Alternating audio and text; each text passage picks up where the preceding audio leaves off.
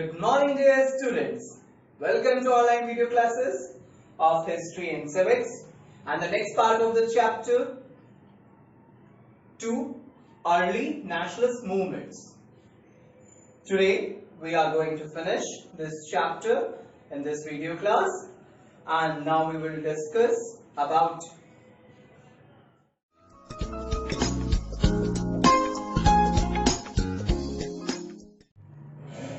So my dear students, today we will study these topics in our video class.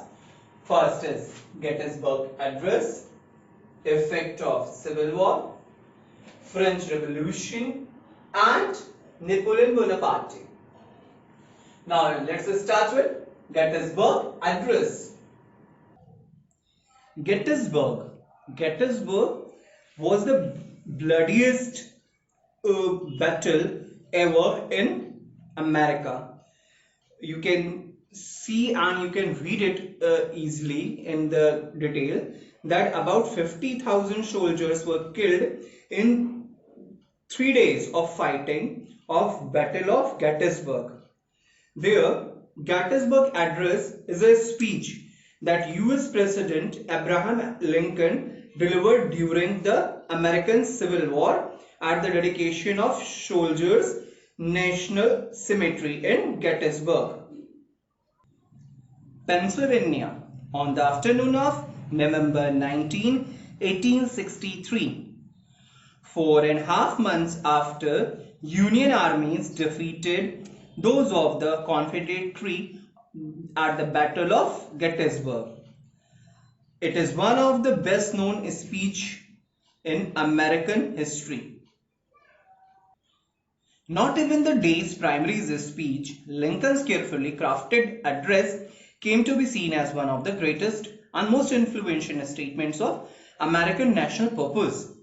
In just 270 words, beginning with the new iconic phrase, 4.7 years ago, referring to the signing of the Declaration of Independence 87 years earlier, Lincoln described the US as a nation conceived in liberty and dedicated to the proportion that all men are created equal, and represented the Civil War as a test that would determine such a nation the Union surrendered by secession's crisis could endure. He extolled the sacrifices of who died at Gettysburg in defense, because according to him, who died at Gettysburg in defense of those principles, and exhorted his listener to resolve. He said that these dead shall not have died in vain, that this nation under God shall have a new birth of freedom, and that government of people, by the people and for the people, shall not perish from the earth. So, like this, he had given his address in Gettysburg. Despite the prominent place of the speech in the history and popular culture of United States, its exact wording is disputed.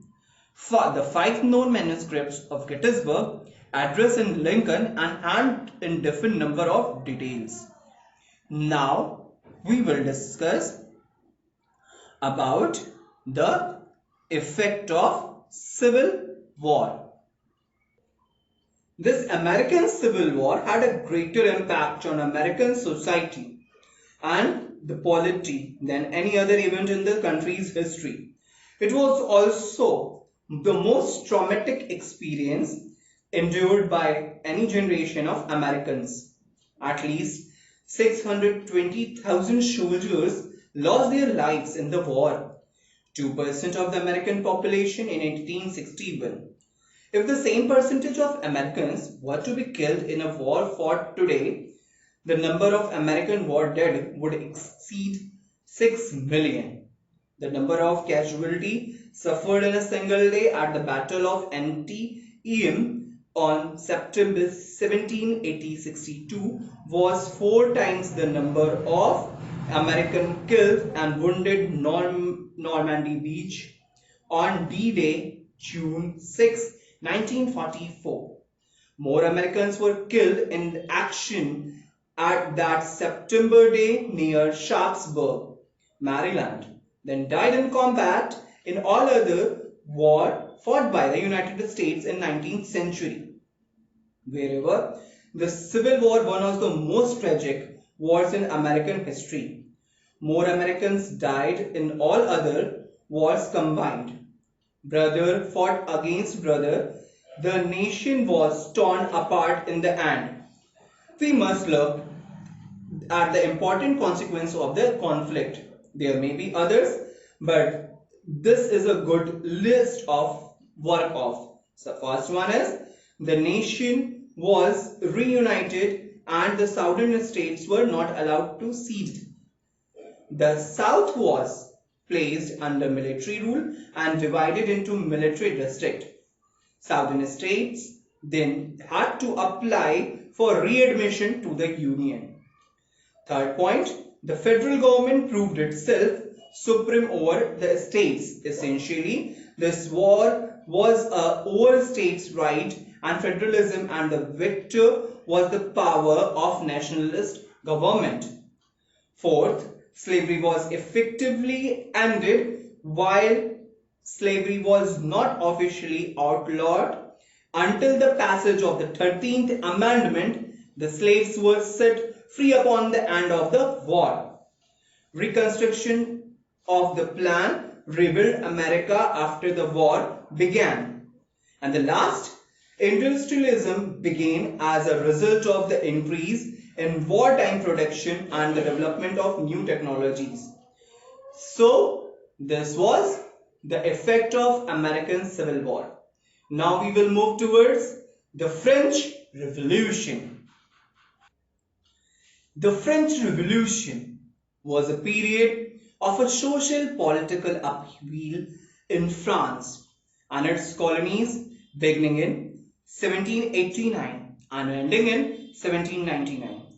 The revolution overthrew the monarchy and established a republic, catalyzed the violent period of political turmoil, and finally culminated a dictatorship under Napoleon, who brought many revolutions, principles to areas he conquered in Western Europe and beyond.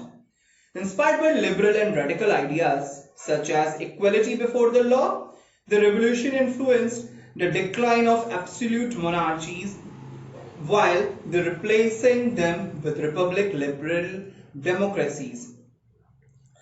The causes of French revolutions are complex, are still debated among historians. The American Revolution helped set the stage for the events of the French Revolution, having shown France at a rebellion based on Enlightenment principles, including natural rights and equality for all citizens, against an authoritarian regime could succeed. German diplomat Friedrich von Jerns observed in a treatise published in France in 1800. National Assembly of France even used an American Declaration of Independence as a template when drafting the Declaration of Rights of Man and Citizen in 1789. Gilbert du Moitié and Marquis de Lafayette saw the French Revolution as a direct consequence of American revolution, sending the key to the Bastille, the symbol of ancient regime, to George Washington, where it hangs today in Mount Vernon. The Americans' victory over the British may have been the single greatest impact on the start of the French Revolution. Following the 7 Years' War and the American Revolutionary War, the French government was deeply in debt. It attempted to restore financial status through unpopular taxation schemes, which were heavily regressive. Leading up to the revolution, years of bad harvest worsened by degradation of the grain industry. 50 consecutive days of below freezing temperature in winter of 1788 and 1789 inflamed popular restatement of the privileges of the enjoyed by the aristocracy. Historians have pointed to many events factored with ancient region that led to the revolution. Rising social and economical inequality, new political ideas emerging from enlightenment, economic mismanagement, environmental factors leading to the agriculture failure, unmanageable national debt, and political mismanagement of the part of King Louis XVI have all been cited as laying the groundwork for the revolution. So these are the major causes and the failures just because of which French Revolution had got its groundwork. Now what was the result of French Revolution? The French Revolution resulted in the separation of feudal system, emancipation of the individual, a greater division of landed property, abolition of the privileges of noble birth, and nominal establishment of equality among men. The revolution also witnessed the birth of total war by organizing resources of France and the lives of its citizens towards the objective of national defense. Globally, revolution became the focal point for the development of most modern political ideologies and leading to the spread of liberalism, radicalism, nationalism and secularism, among many others, accelerating the rise of republics, democracies. The values and institutions of the revolution dominate the French politics to these days. Many historians regard the revolution as the most important events in human history. So you can understand easily all these revolutions are somewhere the main changer in the society, in the political system and the way of the world that time the world was thinking. Now we will study about Napoleon Bonaparte. Napoleon Bonaparte, born Napoleon di Bonaparte, by name Licours Le Petit Corporal, was a French statesman and a military leader who became notorious as an artillery commander during the French Revolution.